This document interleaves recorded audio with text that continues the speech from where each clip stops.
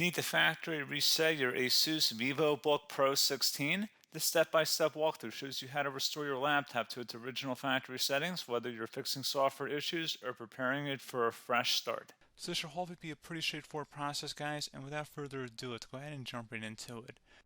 It's supposed to not delete your personal files. I strongly suggest that you create a backup of any important files or documents before you proceed, because even though it might say that it's going to save your personal files, there's no guarantees that it will, so just keep that in mind, and we're going to go ahead and jump right into it.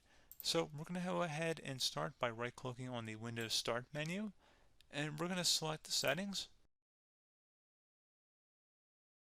You want to select System, and then on the right side, scroll down until you get to Recovery. Reset Advanced Startup Previous Version of Windows. Go ahead and open that up. So we're going to start by going underneath Recovery Options, reset this PC, choose to keep or remove your personal files, then reinstall Windows. Go ahead and select Reset PC.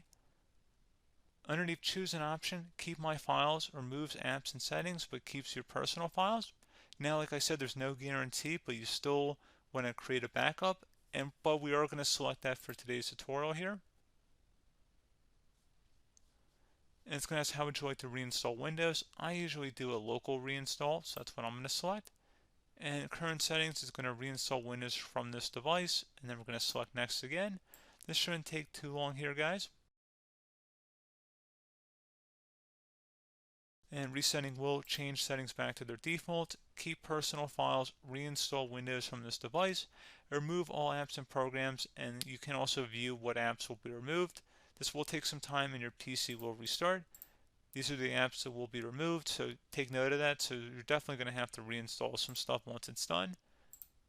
So it looks like I accidentally closed out of there, so I'm just going to go back to exactly where we were. And we're just going to go ahead and proceed with the reset here and select reset.